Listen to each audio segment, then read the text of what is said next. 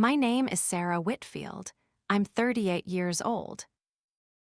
3 weeks ago, I stood up in the middle of a dinner I had spent 2 days planning, set a manila folder down on the table next to the dessert plates, and asked my husband's parents if they wanted to know why their son had suddenly developed such a strong interest in Myrtle Beach.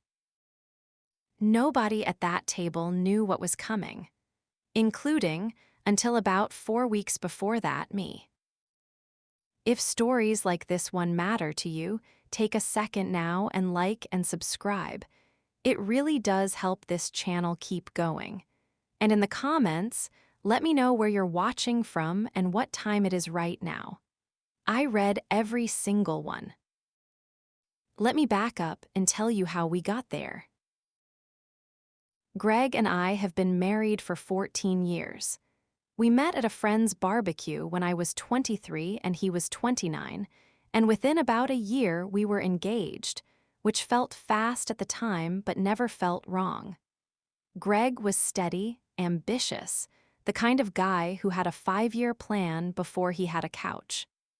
He went into sales, medical equipment, mostly hospital and clinic accounts across the Carolinas, and worked his way up from a territory rep to a regional account manager over about a decade.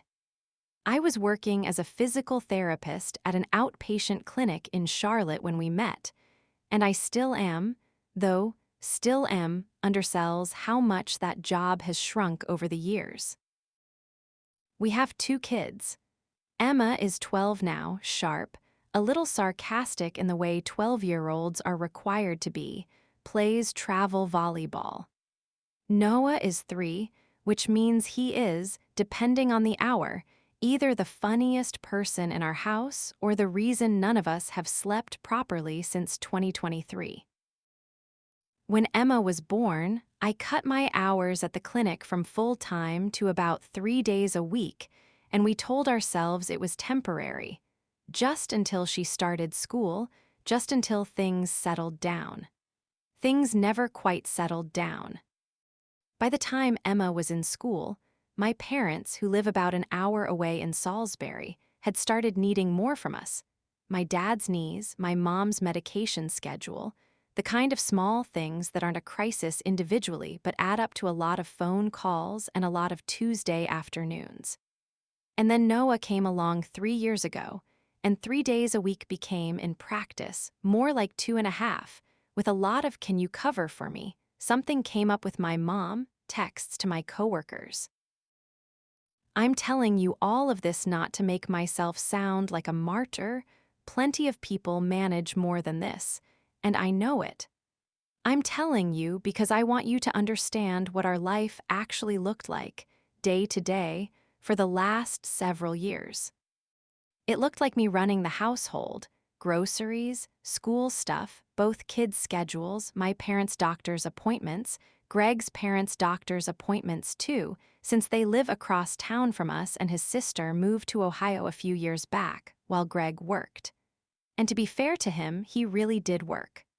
Long days, a lot of driving between accounts, the occasional overnight for a regional meeting in Raleigh or Columbia.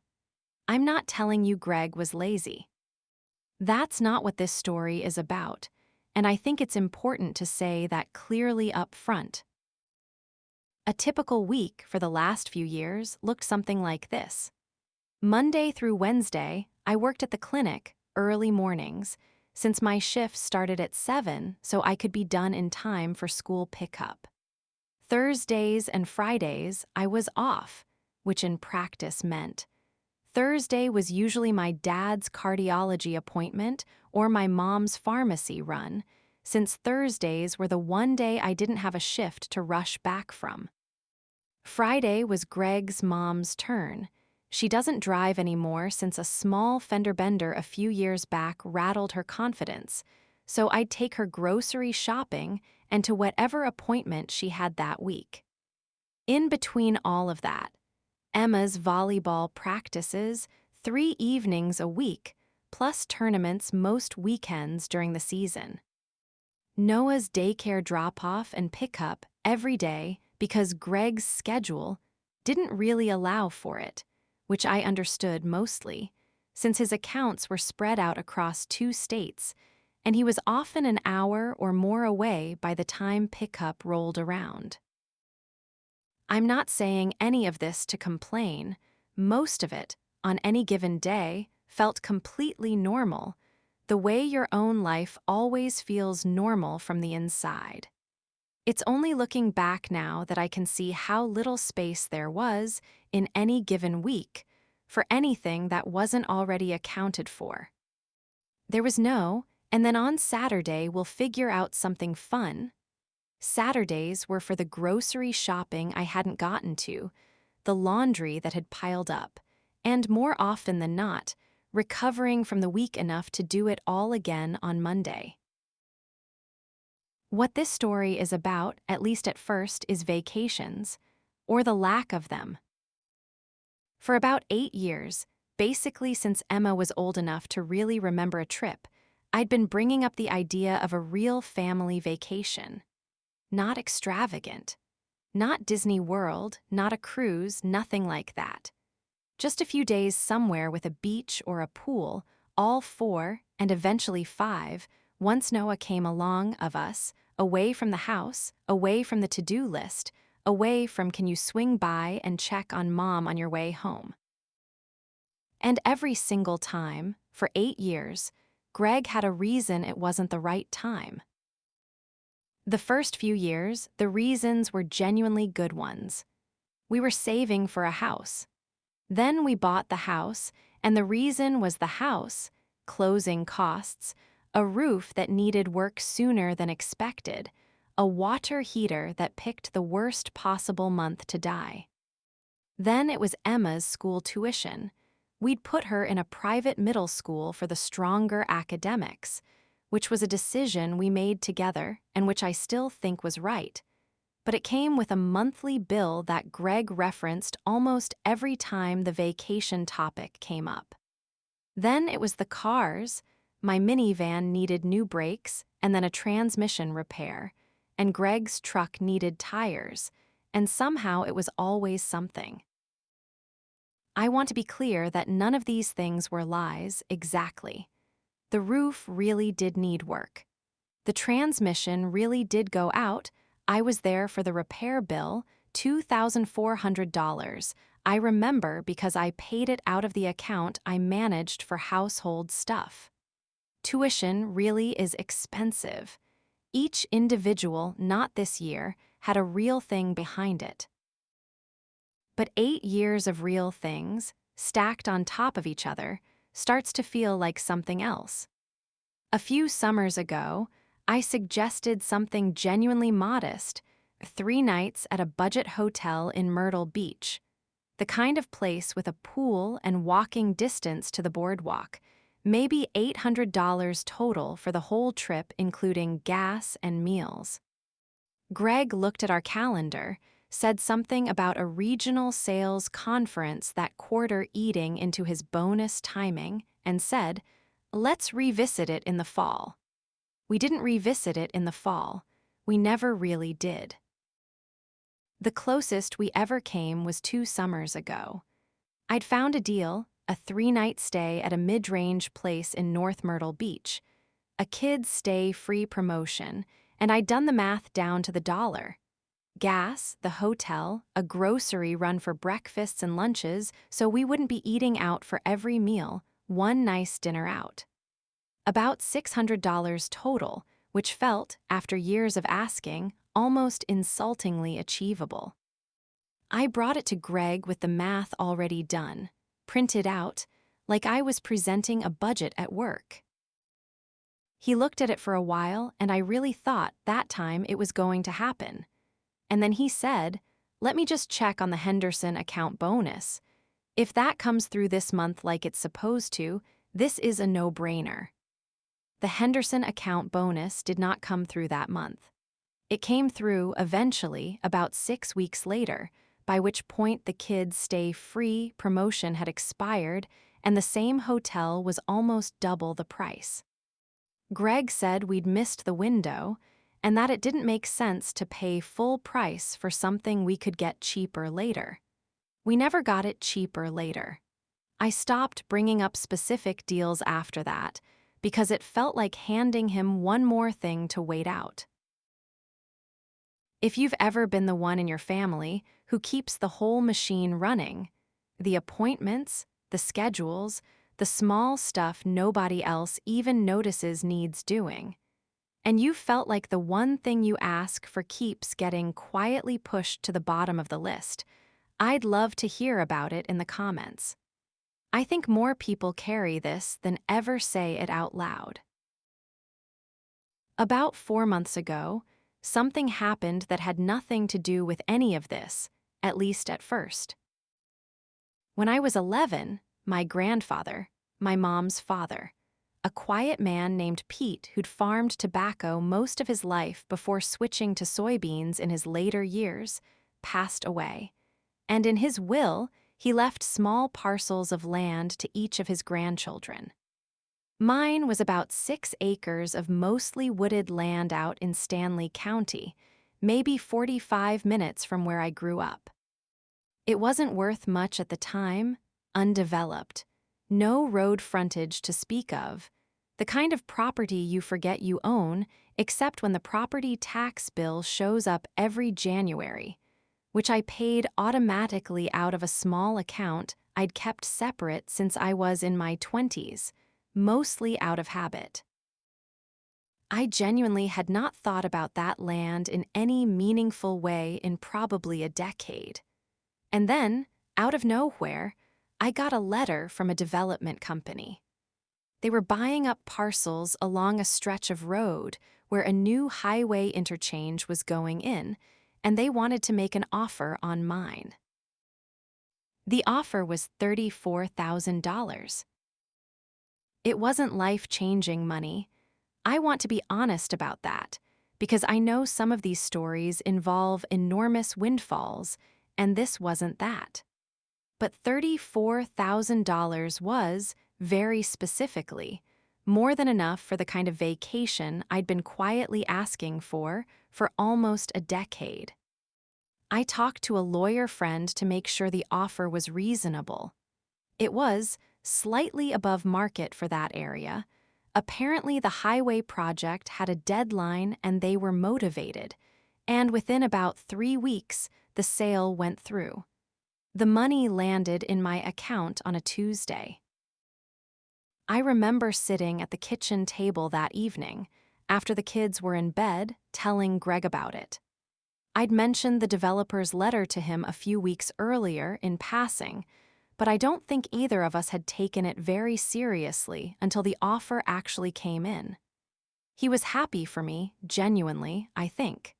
He gave me a hug, said something like, "That's great, babe, that's really great," and asked what I wanted to do with it. "I want to take the kids somewhere," I said. "All of us. This summer. I don't care where, really, Myrtle Beach, Hilton Head, somewhere with a beach and a pool. I have the money now. There's no excuse left." Greg smiled and said, "Yeah, let's do that. Let's actually do that." For about 2 weeks after that conversation, I felt lighter than I had in years. I started looking at places online in the evenings, rental houses near the beach, resort packages, the kind of casual browsing you do when you're excited about something and not in any rush, just enjoying the idea of it. Then, about 2.5 weeks in, I needed to print something for Emma's school project, and our printer was only set up on Greg's laptop. I opened it up, and his browser was already open to a tab I hadn't expected. A search results page for Myrtle Beach oceanfront resort deals, with a few other tabs behind it. A specific resort's booking page, a things to do in Myrtle Beach article, and what looked like a comparison between 2 different resorts' room types. My first reaction was just pure happiness. I actually said, out loud to an empty kitchen, "Oh my gosh." I assumed, and it felt like such an obvious assumption at the time that Greg was planning something. Maybe he wanted to surprise the kids. Maybe he wanted to surprise me, after years of saying no, by being the one to finally make it happen, using the money I'd just gotten, or maybe even contributing some of his own on top of it as a kind of gesture. I closed the laptop, printed Emma's thing on the second try after fighting with the wireless settings, and went to bed that night feeling something I hadn't felt in a long time about my marriage. A kind of warm, hopeful anticipation. I didn't say anything to Greg. I didn't want to ruin a surprise.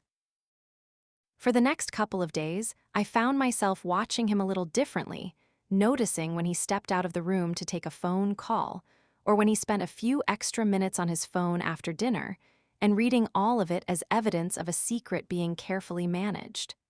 I remember telling my friend Renee, over coffee that week, that I thought Greg might finally be planning the trip, and her face lighting up the way mine had. "After 8 years," she said. "Sarah, that's huge. He's really doing it." I told her I thought so, that I'd seen something on his computer, that I didn't want to jinx it by asking directly.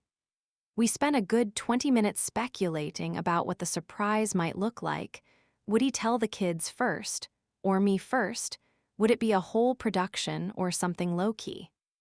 I look back on that conversation now and feel a strange kind of second-hand embarrassment for both of us, even though neither of us had any way of knowing better.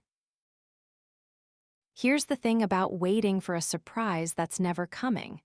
At first, the silence feels like part of the plan. Surprises require silence. I told myself that, for the first week, every time the topic of summer plans came up casually, Emma asking if we were doing anything for her birthday in July, my mom asking if we had any trips planned, and Greg gave some version of "we'll see" or "let's figure that out closer to the date." I read all of it as him keeping a secret well. By the second week, I started to feel a small, nagging discomfort that I mostly tried to ignore. By the third week, I brought it up directly, not about the laptop, just generally. "Hey, did you want to start looking at that trip soon? Summer's coming up fast and places book out." Greg said, "Yeah, for sure, let's look this weekend." We did not look that weekend. Something came up with Noah's daycare, a stomach bug that went around the whole house, actually, which is its own miserable week I won't bore you with, and the weekend after that, Greg had a work thing in Colombia. By the fourth week, the warm, hopeful feeling I'd had that night in the kitchen had curdled into something closer to confusion. Surprises don't usually take 4 weeks of total silence with this many opportunities to drop a hint. I started to wonder if maybe I'd misread the laptop tabs entirely. Maybe it was research for a work conference at a resort. Maybe it was nothing. So I checked again. If you've ever had that specific feeling, where something that seemed exciting at first slowly starts to feel wrong, but you can't quite point to why, and you start to wonder if you're the one being unreasonable, drop a comment and tell me about it. I think this feeling is more common than people admit, and I don't think it gets talked about enough. The second time I opened Greg's laptop, I wasn't looking for a surprise anymore. I was looking for an explanation. His browser history made it easy to find. There, from about 10 days earlier, well after our "let's look this weekend" conversation that never happened, was a confirmation page from the same resort I'd seen the first time. A reservation, 2 nights. A room described as a deluxe king, partial ocean view. Check-in date, a Thursday about 5 weeks out. I wrote the confirmation number down on a sticky note, my hands feeling strangely steady considering what my stomach was doing. I didn't confront him that night. I told myself I needed more information first, that there could be an explanation, even though I was having a harder and harder time imagining what it might be. A 2-night reservation for a deluxe king room is not, generally speaking, how you book a surprise trip for a family of 5. The next morning, after Greg left for work and the kids were at school and daycare, I called the resort directly. I told the person who answered that I was calling to confirm some details on a reservation my husband had made, gave the confirmation number, gave Greg's name. She pulled it up easily enough and confirmed the dates, the room type, and when I asked, as casually as I could manage, whether it was booked for 2 adults, she said yes, 2 adults, no additional guests listed. 2 adults. The same week as a work conference Greg had already told me about 3 weeks earlier when we were first talking about summer plans, a conference he said was in Columbia, not Myrtle Beach, which are about 3 hours apart. I hung up the phone and sat at my kitchen table for a long time. I want to walk you through what I did next, because I think it's the part of this story people ask me about the most, and because at the time, it didn't feel like a plan. It felt like the only thing I could do that wouldn't make me feel completely insane. I needed to know if I was wrong. Not because I doubted what I'd found, the dates didn't lie, the 2 adults didn't lie, but because accusing your husband of having an affair, out loud, based on a hotel reservation and a mismatched conference location, is the kind of thing that can blow up a marriage in 5 minutes whether you're right or wrong, and I needed to be sure before I did that. So I set a small test. A few days later, over dinner, I brought up the idea of having his parents over for a meal, nothing unusual. We did this every couple of months, and I specifically suggested a date. The Thursday of that same week. The check-in date. "That Thursday's no good," Greg said, almost before I'd finished the sentence. "I've got that conference, remember? I'll be in Columbia." "Oh, right," I said. "What about having them over the weekend before then? Like a little kickoff to summer thing before you head out?" "I've got a ton of prep for the conference that week," he said, a little sharper than the question really called for.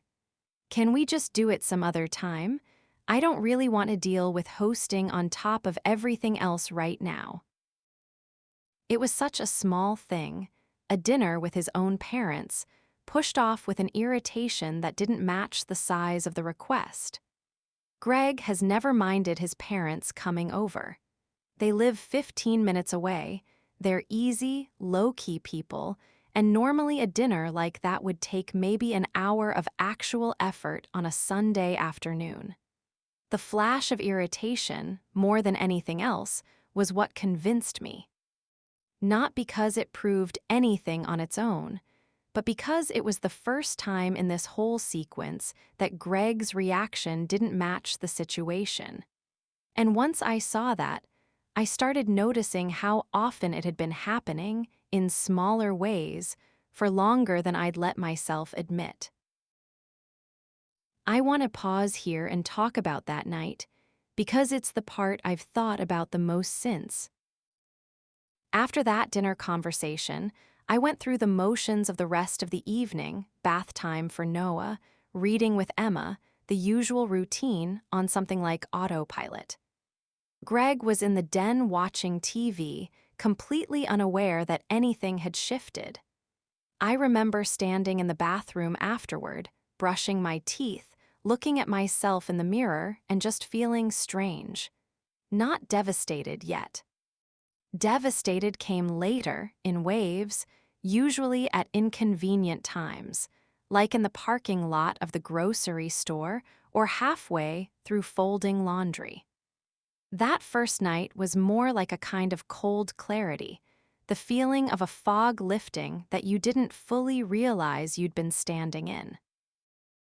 I lay awake for a long time that night, next to Greg, who fell asleep within about 10 minutes like he always does. Something I'd always found mildly endearing, his ability to just switch off, and which that night felt like its own small, awful piece of evidence. How easy it must be to sleep when you've successfully avoided a hard conversation for the 100th time. I didn't cry that night. I think I was too busy doing math, not financial math, just trying to recalculate the last year of our life with this new piece of information slotted in. The gym schedule, the Atlanta trip, the good mood afterward. Once you have one piece that doesn't fit, your brain starts trying to find where else it fits, and it's a deeply unpleasant kind of puzzle to solve at 1 in the morning. Once I let myself actually look, really look, instead of explaining things away. A lot of small details I'd been filing under normal for the better part of a year started to rearrange themselves into a different picture. Greg had started going to the gym more, almost a year earlier, 4, sometimes 5 mornings a week before work. At the time, I'd thought it was great. He'd lost some weight, seemed to have more energy, and I remember being genuinely happy for him, even a little proud, the way you are when your spouse takes care of themselves. He'd also started keeping his phone face down on the counter, which he'd never done before, always used to leave it wherever, screen up, no big deal. Again, at the time, I hadn't thought much of it. People do that. It's not evidence of anything on its own. There'd been a work trip to Atlanta about 8 months ago, 3 nights, which was longer than his usual one-nighters, that he'd mentioned was for a new product training, and which I remembered specifically because he'd come back in an unusually good mood, almost giddy for a couple of days afterward, which I'd chalked up to a good trip, maybe a good dinner with colleagues, who knows. And there was a name, Brittany, that had come up a handful of times over the past year or so, always in the context of work. A newer account rep on his team, based out of the Columbia office, smart, really good with the difficult clients, according to Greg. I'd never met her. I'd never had any reason to think about her at all. None of these things, individually, had meant anything to me at the time. That's the part that's hard to explain. It's not that I missed obvious red flags through some failure of attention. It's that each individual thing had a perfectly reasonable explanation, the same way each individual, not this year, for the vacation had a perfectly reasonable explanation, and reasonable explanations, stacked up one after another, can build a wall so gradually that you don't notice it's a wall until you're standing on the wrong side of it. Only 3% of people who watch a video like this one actually subscribe. If this story is hitting close to home so far, take a second and tap that button. It really does help. Okay, here's what I did with what I'd found. I didn't confront Greg right away. I want to be honest about why. Partly it was because I needed to be sure, and partly, if I'm being completely honest, it was because some part of me wasn't ready to blow up our family over a hotel reservation, even one that pointed pretty clearly in one direction. I wanted to know the shape of what I was dealing with before I decided what to do about it. Over the next 2.5 weeks, quietly, in the evenings after the kids were asleep, I went through our finances more carefully than I think I ever had. I'd always managed the household account, but Greg had his own account for work expenses and what he called his spending money, a normal arrangement for us, the kind a lot of couples have, and one I'd never had a reason to look closely at. What I found was a pattern. A gym membership that cost more than any gym membership reasonably turned out it was a premium, tier that included, among other things, guest passes. A subscription to a flower delivery service, charged monthly, going back almost a year, flowers I had certainly never received. A credit card I didn't recognize, opened about 10 months earlier, with a handful of charges at restaurants in Colombia, a jewelry store I'd never heard of, and about 6 weeks before any of this started, a $1,200 charge to the same resort in Myrtle Beach, a deposit made the same week I'd told Greg about the $34,000 land sale. That last one was the detail that changed something for me. It wasn't just that Greg was seeing someone, as awful as that was to sit with, on its own. It was the timing. The deposit went down within days of him learning I had money.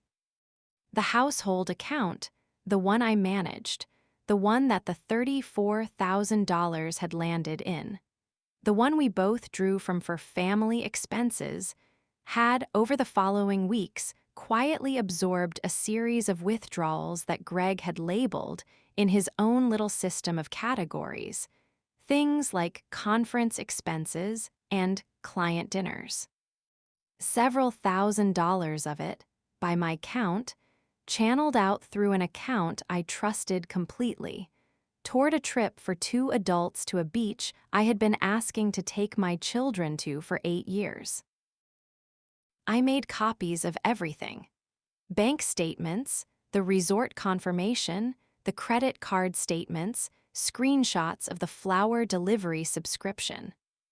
I put it all in a manila folder, the plain kind you'd use for a tax return, and I put the folder in the bottom of a filing cabinet in the laundry room, underneath the kids' old report cards, where I knew Greg would never have a reason to look. During those same 2.5 weeks, I also did something I'm a little less proud of, though I don't regret it. I looked up Brittany. Just her name on the company's website, where account reps had little headshot bios. She was younger than me, late 20s, I'd guess, and her bio mentioned she'd relocated to Columbia from Ohio about 2 years earlier to be closer to family, which struck me as a strange detail to fixate on, but I did anyway, for reasons I still can't fully explain. I didn't message her. I didn't look at her personal social media, though I'm sure I could have found it. I just needed, I think, to make her real, to stop her from being an abstract idea and turn her into an actual person who existed in the world. Because somehow that made the whole situation feel less like something I'd imagined and more like something I needed to actually deal with. I also talked to a lawyer during this time, a woman named Patricia Voss, recommended by a friend from my volleyball mom group whose own divorce had gone about as smoothly as those things can go. I didn't tell Patricia I was planning anything dramatic. I told her honestly that I thought my husband might be having an affair, that I'd found some financial irregularities, and that I wanted to understand my position. What was mine, what was shared, what I should and shouldn't do before things became official. She was calm and practical in a way I found enormously steadying. She told me, among other things, that the $34,000 from the land sale, since it came from an inheritance, was very likely considered separate property under North Carolina law mine, regardless of what happened with the marriage, which didn't change how angry I was about how it had been spent, but did change, a little, how I thought about what came next. And then I called his parents and invited them to dinner. I told Greg I wanted to do something nice, a summer kickoff, I called it, almost using his own dismissed phrase back at him, though I don't think he caught that.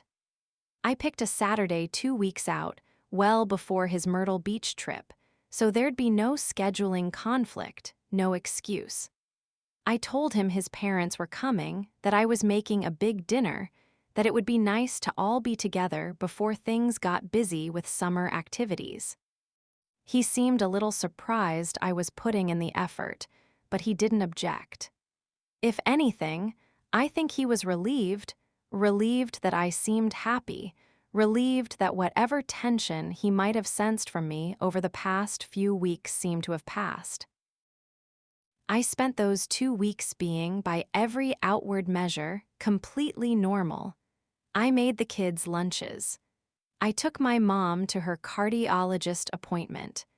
I picked up Noah from daycare and let him help me make cookies, which mostly meant cleaning flour off the floor afterward.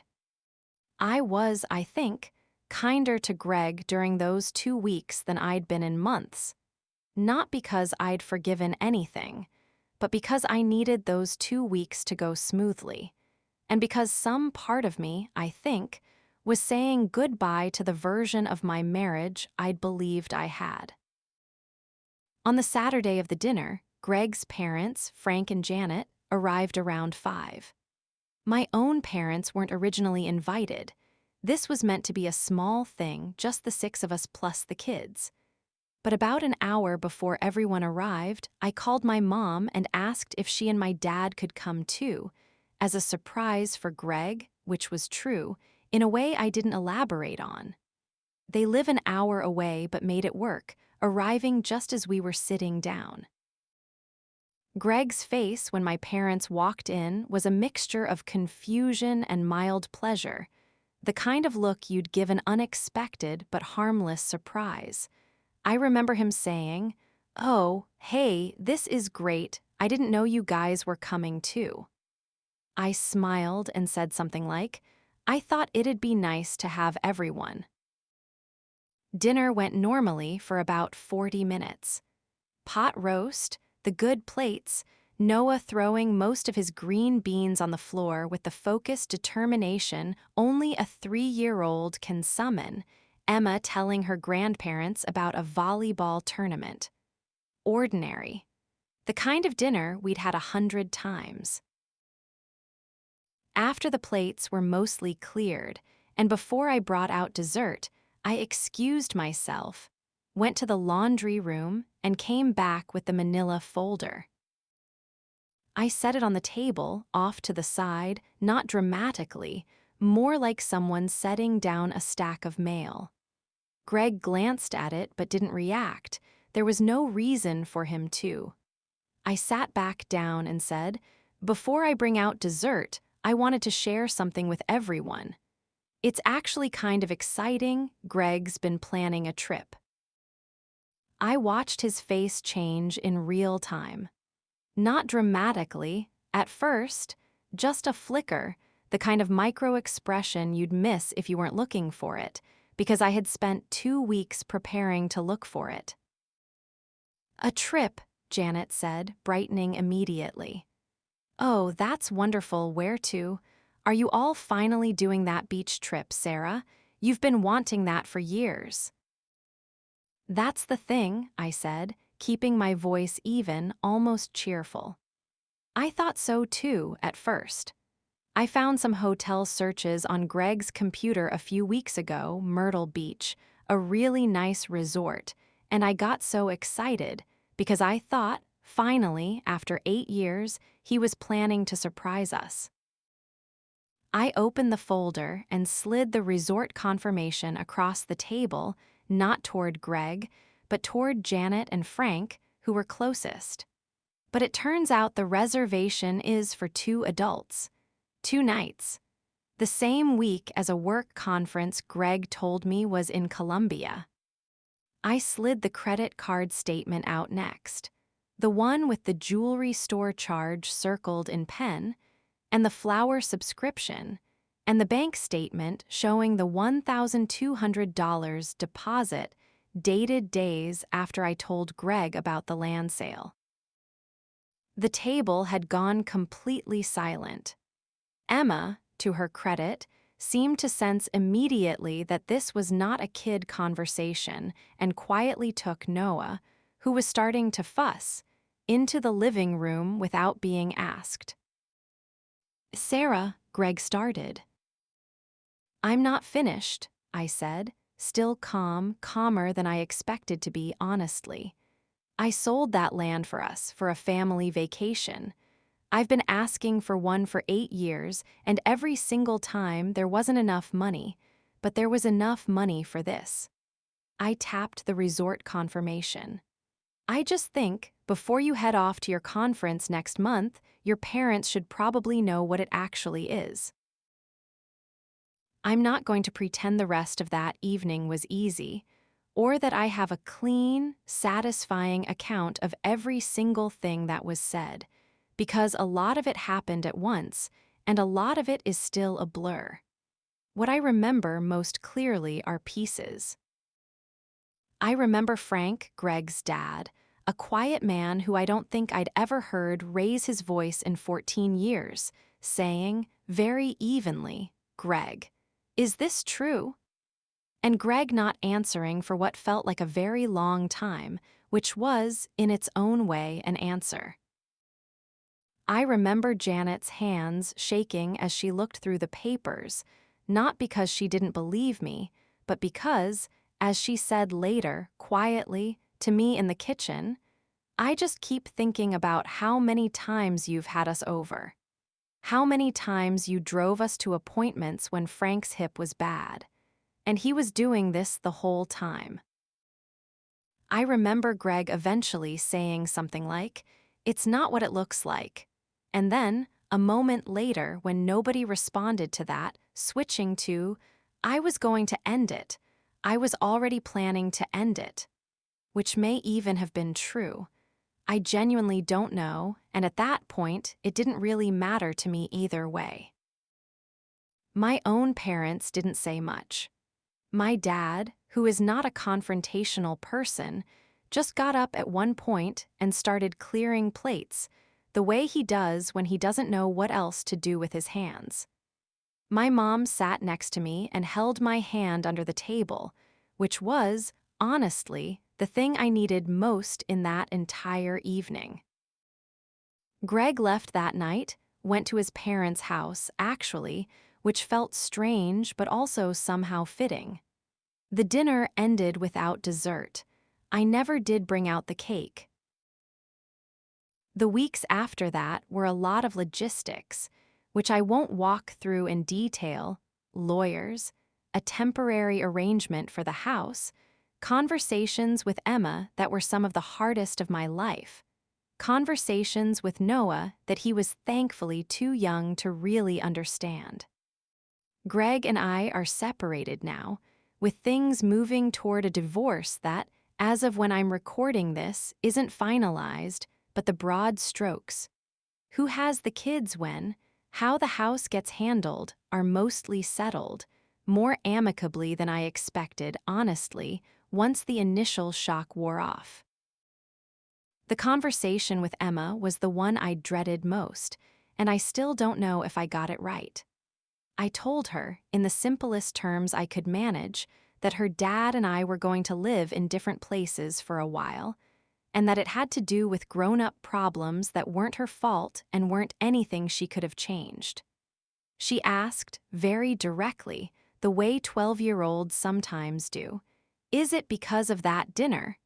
Is it because of what was in the folder?" I hadn't realized she'd absorbed as much of that evening as she clearly had. She'd been in the next room with Noah, but apparently not far enough away. I told her the truth, as gently as I could, that her dad had made some choices that weren't fair to our family, and that I'd needed everyone to understand that before we figured out what came next. She was quiet for a while, and then she said, "Okay," in the flat way kids do when they're processing something too big to react to all at once. We've talked about it more since, in smaller pieces, as she's had more questions. I haven't talked to Brittany, and I don't plan to. I don't think she owes me anything, really. She wasn't the one who made promises to me 14 years ago. Whatever Greg told her about his marriage is between the two of them, and frankly, I've stopped being curious about it. As for Greg's parents, Frank and Janet have continued to be a part of our lives. which I was honestly unsure about in the days right after that dinner. I wondered if it would be too awkward, too loaded, for them to keep coming around, given what they'd learned and the role, however unintentional, my dinner had put them in. But Janet called me about a week later, and the first thing she said was, "I just want you to know, whatever happens with you and Greg, you're still Emma and Noah's mother, and we'd like to still be their grandparents if that's all right with you." It was and is. She's watched Noah a couple of afternoons a week since then, which has helped more than I think she realizes. About 6 weeks after that dinner, I took Emma and Noah to Myrtle Beach. Not the resort from Greg's reservation, a different one, smaller, closer to the boardwalk, the kind of place I'd originally described when I first brought up the idea years ago. My mom and dad came too, which made it easier with Noah, and which also, I think, made it feel like the trip it always should have been, not a romantic getaway, but a family thing, generations together, the kind of trip my grandfather's land ended up paying for after all, just not in the way any of us expected. I booked a 2-bedroom condo a block off the boardwalk, with a kitchenette so we could keep costs reasonable and not eat out for every meal, which felt, in a strange way, like an echo of the trip I'd planned 2 summers earlier, the one with the math done in advance. Except this time, there was no one to present the math to. I just booked it. The 4 days we were there were not some movie montage of healing. I want to be honest about that too. There were moments that were just hard, in ways that had nothing to do with Greg directly. The first night, lying in the unfamiliar bed listening to Noah's white noise machine, I had a brief, sharp moment of grief, not for Greg exactly, but for the version of this trip I'd imagined for years. The one where all 5 of us were there, where it felt like an arrival after a long wait instead of a beginning of something else. I let myself feel that for a while, and then it passed, the way these things do. Mostly, though, it was just good. My dad, who hasn't been able to do much physically in recent years because of his knees, sat in a beach chair under an umbrella for hours each day, completely content, occasionally calling out commentary on Noah's increasingly ambitious sandcastle projects. My mom and Emma found a little shop on the boardwalk that did watercolor painting classes for kids and teens, and Emma came back 2 afternoons in a row with paintings of the pier that are now magneted to my refrigerator. Noah discovered that waves were both the best and most terrifying thing he had ever encountered, and spent about 45 minutes the first afternoon running toward the water, and then immediately retreating, shrieking with delight, which is a sound I don't think I'll ever get tired of. On the second evening, we walked out onto the pier after dinner, all 5 of us, my parents, the kids, and me, and watched the sun go down over the marsh side of the island while the ocean side went a deep blue-gray. My mom put her arm around me at one point, without saying anything, and we just stood there for a while. I remember thinking that this, exactly this, nothing more complicated than this, was what I'd been asking for, in one form or another, for almost a decade. It had just taken a much longer and much stranger road to get here than I ever could have imagined. Emma asked me on the last night, sitting on the balcony after Noah had finally fallen asleep, whether I was sad. I told her the truth, that I was sad about a lot of things, but that I wasn't sad about this trip, and that those were 2 different things, and it was okay for both to be true at the same time. She thought about that for a while, and then she said, "I'm glad we came," which is, I think, about the best review a vacation has ever gotten. A few things have stayed with me since all of this happened, and I want to share them, because I think they're useful beyond just my situation. 1. When someone's reaction to a small request doesn't match the size of the request, pay attention to that. It's often more honest than anything they'll tell you directly. 2. We can't afford it right now can be true and still be a way of avoiding a bigger truth. Money excuses are some of the easiest ones to make because they're so hard to argue with. 3. If you find yourself explaining away a series of small, individually reasonable things, it's worth stepping back and asking what the full pattern looks like, not just each piece on its own. 4. Gathering the full picture before you act isn't the same as being passive. It took me weeks to confront Greg, and I don't regret a single day of that. I needed to know exactly what I was dealing with, and I think that's what let me handle it the way I did. 5. The vacation I'd been asking for 8 years happened anyway, just not with the person I expected, and honestly, it was better. Sometimes the thing you've been waiting for someone else to give you is something you were always capable of giving yourself. If this story meant something to you, I'd love to hear from you. Tell me in the comments about a time something small, a receipt, a comment, a reaction that didn't quite fit, ended up telling you something much bigger than you expected. I read every one.